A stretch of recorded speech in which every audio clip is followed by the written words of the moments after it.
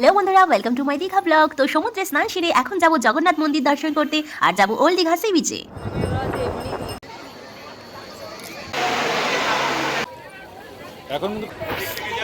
বন্ধুরা, আমি ফাইনালি মন্দিরের সামনে চলে এসেছি আর মন্দিরের ভিউ দেখে তো আমি পুরোই পাগল। তো চলুন মন্দিরের ভেতরে যা যাক। কত সুন্দর লাইটিং হয়েছে দেখুন, জগন্নাথের মন্দির। এখন আমরা মন্দির যাব আর এইখানেই রয়েছে ঠাকুরের ডালা, নেওয়া যাবে এখান থেকে। জগন্নাথ ধাম ডালা, এখান থেকে ডালা সংগ্রহ করতে হবে। আর রয়েছে ভিড় প্রচণ্ড, বিকেল টাইমটায় ভিড় খুব বেশি হয়েছে, সকালটায় কিন্তু ভিড় কমই ছিল। লাইটিংয়ে খুব সুন্দর লাগে।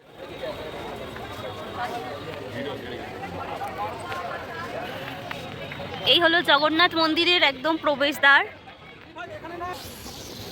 অনেকটা এরিয়া জুড়ে কিন্তু এই মন্দিরটা রয়েছে।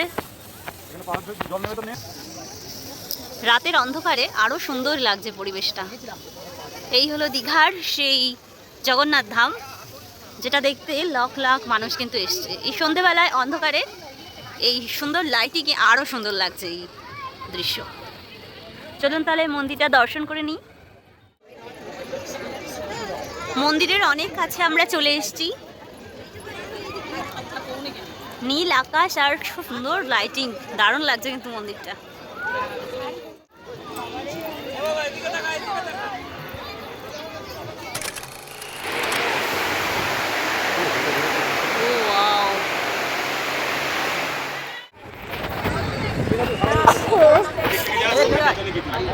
কি সুন্দর একটা ঘাট বানিয়ে রেখেছে দেখুন, অসাধারণ সুন্দর কারুকার্য।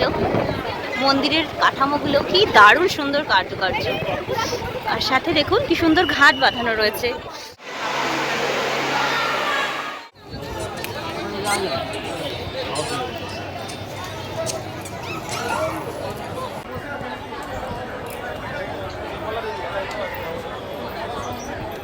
এই হলো সেই দীঘার জগন্নাথ মন্দির। চমৎকার সুন্দর, চোখ ধাঁধানো এই মন্দির। সাদা পাথরে নির্মিত, ঘাট বাঁধানো রয়েছে মার্বেলের। তো দারুণ সুন্দর চমৎকার এই মন্দিরটি। তো বাবা মাকে নিয়ে আসতে পেরে এই মন্দিরে কিন্তু খুবই ভালো লাগছে। আমারও প্রথমবারে আসা এই মন্দিরে। দারুণ সুন্দর সম্পন্ন হলো। এইবার আমরা নেক্সট ডেস্টিনেশনের দিকে যাব। ও মন্দির দর্শন তো এবার সম্পন্ন হলো। জগন্নাথ দেবের কাছে প্রার্থনা করে এইবার কিন্তু আমরা সবাই মিলে চললাম ওল্ড দীঘা সি বিচে। চলুন, বিচটা কিন্তু অসাধারণ, তো দেখে নেওয়া যাক। এখন আমাদের মন্দির দর্শন হয়ে গেছে, তো আমরা এখন ওল্ড দীঘাতে ওল্ড দীঘার মার্কেট। তো আমরা এখন এই হলো সেই ওল্ড দীঘার সি বিচ, যেখানে হাজারো হাজারো মানুষ কিন্তু এসছে এই উত্তাল সমুদ্রের ঢেউ দেখতে।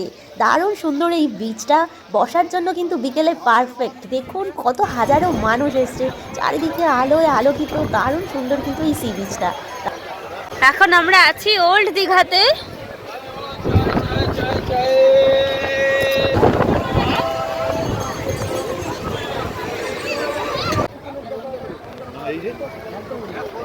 ওল্ড দীঘার ঢেউগুলো দেখুন কি সুন্দর।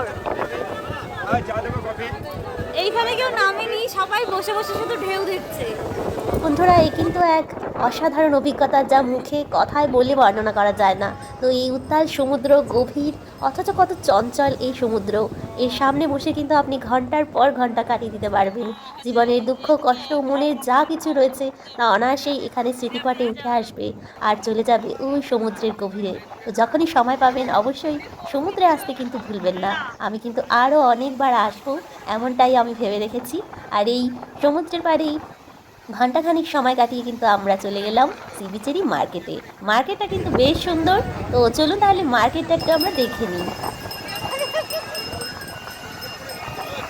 বন্ধুরা, এইবার কিন্তু ওল্ড দীঘা বিচে আমরা একটু মার্কেটটা এক্সপ্লোর করব। তো এখানে দেখুন বিশ্ব বাংলা গেট রয়েছে, আর এই সামনেই কিন্তু একটা দারুণ সুন্দর ফিশের মার্কেট রয়েছে।